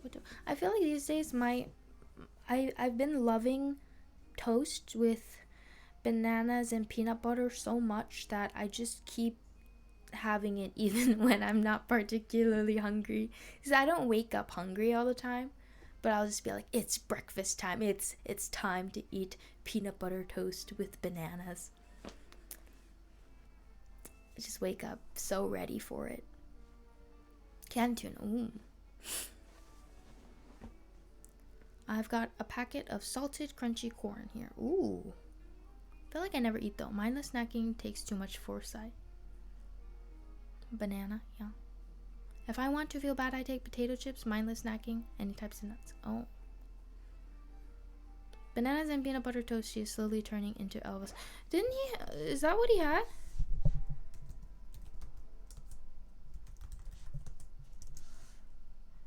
No, he had peanut butter, banana, and bacon sandwich. But I don't like bacon on it. I just like peanut butter and banana. And toast. Yeah. I think it was worth agreed that but I realized it later for the sake of my career. I've sacrificed a lot of personal relations to maintain. And it's already been 6 years since I left home and didn't get to see my parents, and now it's really long for my professional life. But now I look back, I paid a big price for that, and it hurt my personal life. I hope it goes well in the future. I think that you're reflecting on this it's always a good thing to acknowledge that and realize it. I will say that simply hoping for it to get better, it's good to hope for it to get better, but I do think when it comes to spending time with people and loved ones, it's also really important that you make some changes, even if they're uncomfortable at first, because you'll feel really grateful to yourself later on when you realize that, just as you made sacrifices in the past for your career, you made some more like careers, maybe compromises. It doesn't even have to be sacrifices. Some compromises to be able to spend more time with your loved ones, if that is a priority for you. Because I think that we often get so used to the abundance of time. We feel like we are existing. Well, we don't really necessarily exist with a constant fear of our impending doom, right? We kind of just exist when we get stuck in autopilot or going about our day or achieving certain goals that don't involve the ones closest to us. And then when it's far too late, we're like, oh shoot, I regret that. So I think now is the best time, better than any time, to get back to your loved ones if you feel that you've grown distant from them. Yeah. Wishing you all the best. Yeah. Oh, hi James. Thank you. Yeah, we're just talking about stuff. Normally I sing on stream. I am a musician, but today I'm talking because I don't have the best vocal condition today. Yeah. I think that when I enjoy myself at work, my personal attitude towards life is impacted by my work decisions.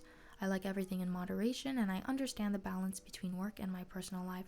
I do not let either view dominate my overall view. Rather, I let both complement each other. I see. That's a very good mindset to have, and I'm glad that you can feel that way. I think it's tough to maintain too, though, as you explore different types of environments, ones that make you feel more pressure than others, and those that kind of pressure can trigger another phase of, oh no, I gotta like work.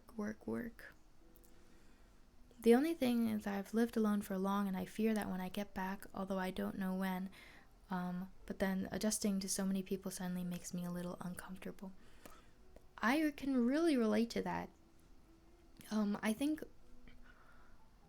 whenever I got into an argument with family after I moved away, if I ever got into an argument or some kind of just disagreement, I would just really feel like terrible about myself. I think, am I just a horrible person because I can't always get along with everyone? Or maybe I was meant to live alone. But I think like I've started to get used to it again, like being around people and also not being around people, and just knowing that no matter what, I have the ability to adapt to new circumstances, and I think you do as well. I think all of us have the ability to adapt if we just allow ourselves some more open-mindedness and patience with ourselves and others.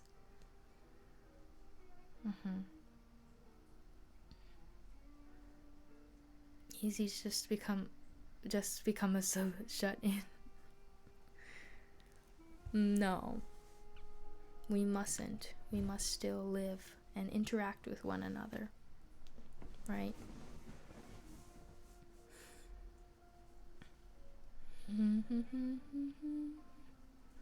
Thank you, Luna Z, and welcome. I appreciate it.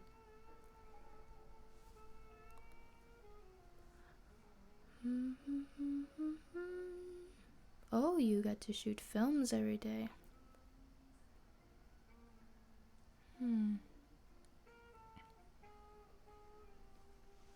I see.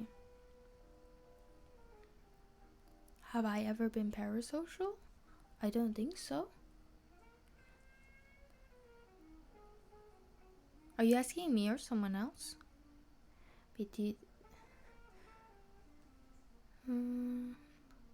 When there's a disagreement at work or in my personal life, I start to self-reflect, and the stress of letting tasks accumulate because I'm taking the time to self-reflect rather than reacting to complete tasks. Wait, you start to self-reflect. You have the stress of letting tasks accumulate. Oh. So you're saying because you spend time reflecting, you feel more stressed? Yes, she has. She is a Twitch streamer, parasocial job. Wait. That's psychological attachment in which the media persona offers a continuing relationship with the media user. Isn't this like a individual basis though?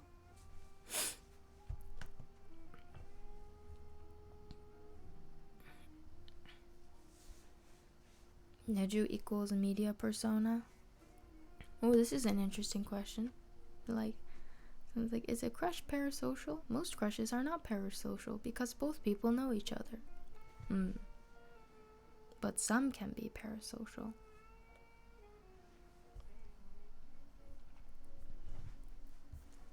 I suppose before, when I didn't know the mods very well, would that be considered a parasocial relationship?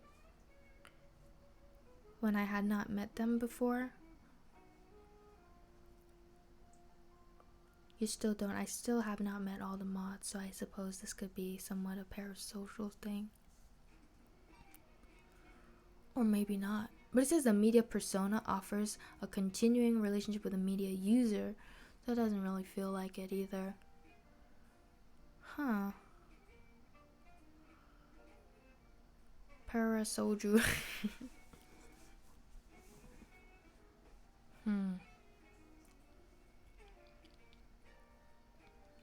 I'm parasocial. I met Skak twice IRL. Yeah, I've met Skag several times IRL too.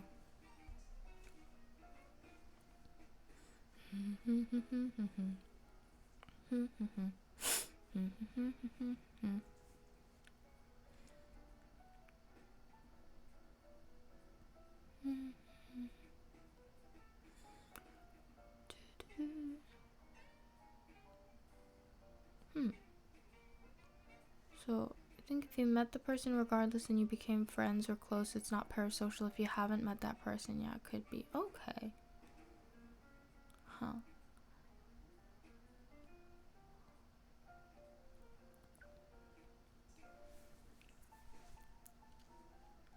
Oh, I see. So you feel stress setting because you feel stress making deadlines, but you've also learned. You have many things to learn, or you have learned many things. I do think that the new experiences are always worth it too. It's not rather than saying like don't ever leave your loved ones, I think it's okay to have times of being apart, but then just not to forget, if that is your priority though, because I do know for some people it's not their priority, it's not what brings them joy. What music genre do you like? I feel like I tend to like a pretty wide range of things. These days I listen to a lot of classical, but also like acoustic, alternative, there's indie, alternative rock, like a lot of some singer-songwriters.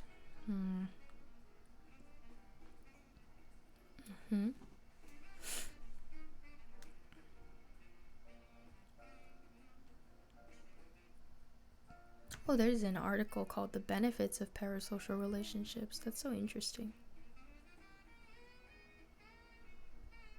It's very, very interesting.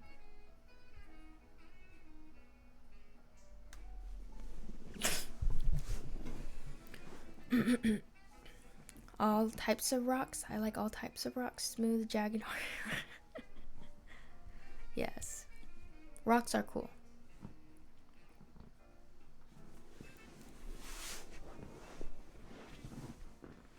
You have social media and you disabled it after 3 months? Oh, I mean, yeah, I think a break from social media is always really good. Hi, Wallace. Nice to see you. I consider this Twitch experience and relationship as a pleasant connection. People come and go, and most of us will never meet each other, so let's enjoy it with whoever's here while we can. That's a really nice mindset too. It kind of feels like the nature of life as well. We come and go. Yeah, it's like everyone's kind of looking for a place. Sometimes we're just bored, just want to hang out. That's nice. Yeah. If it feels like you have a friend, even if the friend does not know anything about you, it could have some positive sides if you don't put your expectations too high. I suppose it says parasocial relationships can help adolescents in particular from a study form an identity and develop autonomy, according to one 2017 study. By imagining relationships and associating emotions with people at a distance, we have a safe forum to experiment with different ways of being. It's a very interesting perspective. Is Twitch considered social media? I suppose. In a sense. Who was your top one Spotify artist? I don't actually know because I wasn't using Spotify last year. I only just started using it this year. Is there a way to see now? I don't think so. I'm not sure.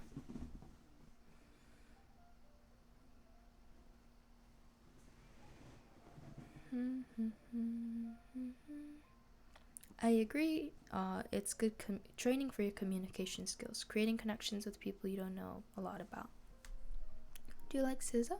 I do like some of her music. I'm not like 100% familiar with her discography, but I know some songs. Album music user? No. I used YouTube Music for a long time. Now I use Spotify, but I don't like that Spotify keeps giving me like playlists that have really short songs in it. Like it makes playlists for me, and I listen to them to discover new artists, but then every song is like 1.5 minutes long, and then I found that they're doing this to get like more streams. But I'm like, I want to hear some longer music.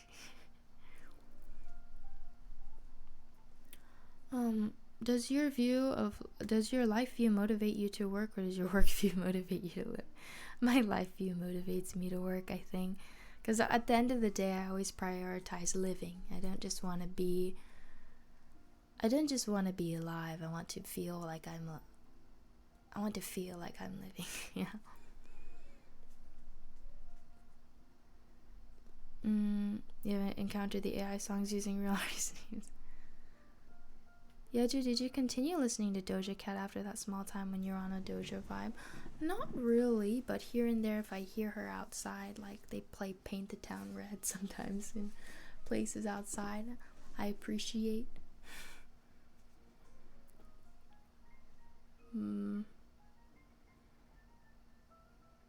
Well, the vibe here is very cozy, so that helps. Nice. Nice. It says here in the article, feeling attached to a celebrity or character can also create a sense of comfort, or what Zubernis, the researcher, describes as a secure base or safe haven that can help people persevere through the most difficult life challenges. You know what? This makes a lot of sense, actually. So, parasocial relationships can expand social networks and offer a sense of companionship in plenty of other ways. This became especially true during the COVID-19 pandemic, when many people isolated at home and unable to spend time with friends and family gravitated toward online communities, including fandoms.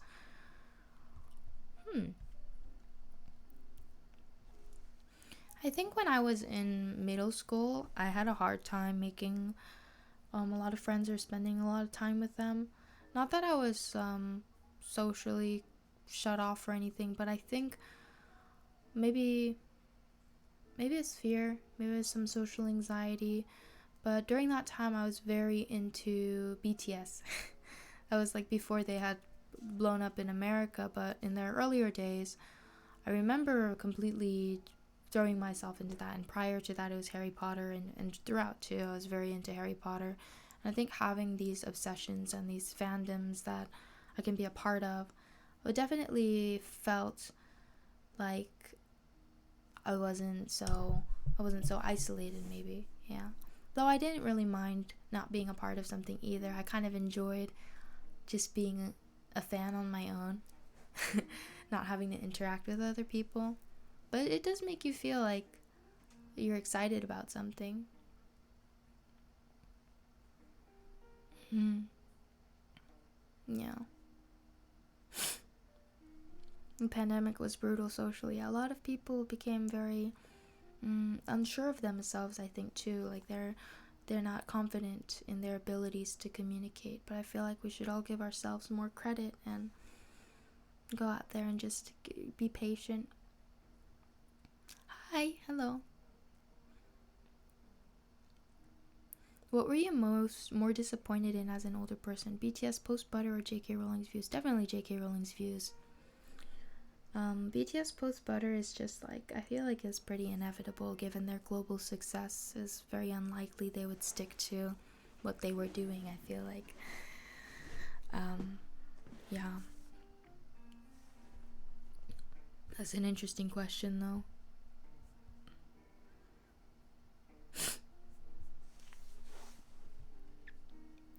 So you agree butter was their peak?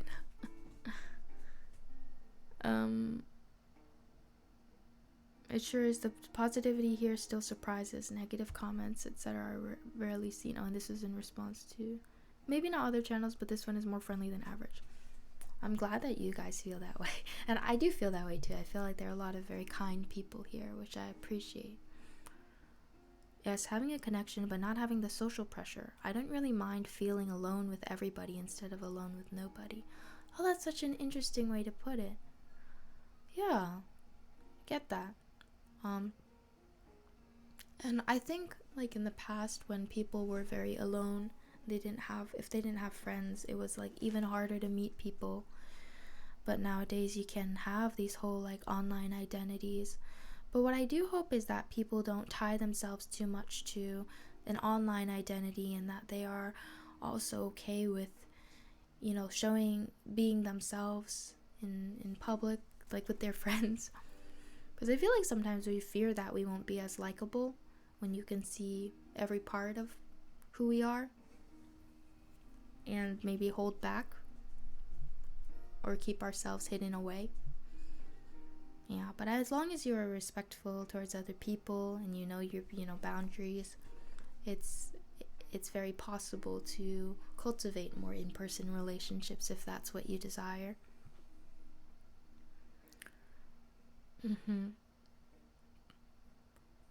Wait, Twitch is not a good way to socialize? It's my only way to socialize. I feel like you guys need to give yourself more credit though, because whenever I meet you guys at like TwitchCon, you're very sociable people, very lovely, and I think a lot of people would enjoy speaking with each other in the chat, like in person. You have a very kind community. Maybe it is the nature of music content, or maybe it's the scat keeping everyone in line. Maybe. I'm planning to go to this year at San Diego. Ooh, very nice.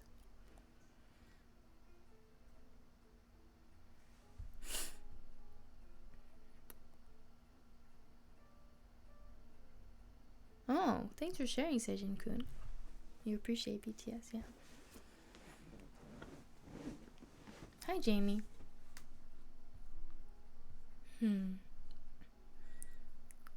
Well, I think I'm going to be wrapping up my stream shortly, though, because it has been 2 hours, and I did want to go talk to my mom, and I'll probably eat some more banana peanut butter toast. But it was very nice talking to you all.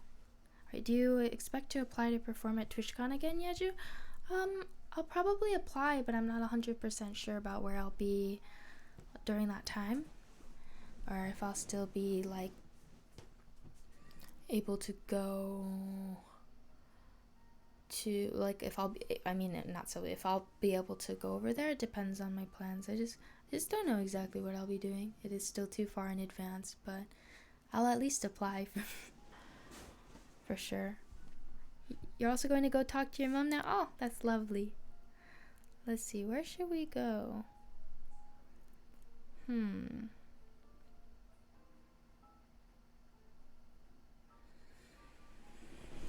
Nuku, who is live now?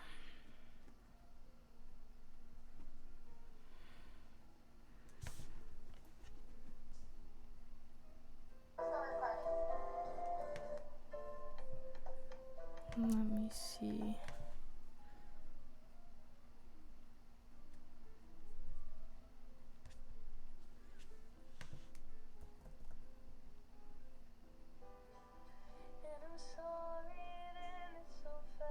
Let's go to Sabi's Park. Yeah.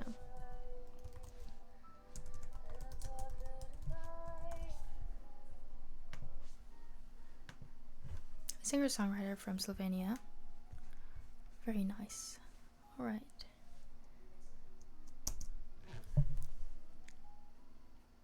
Yeah.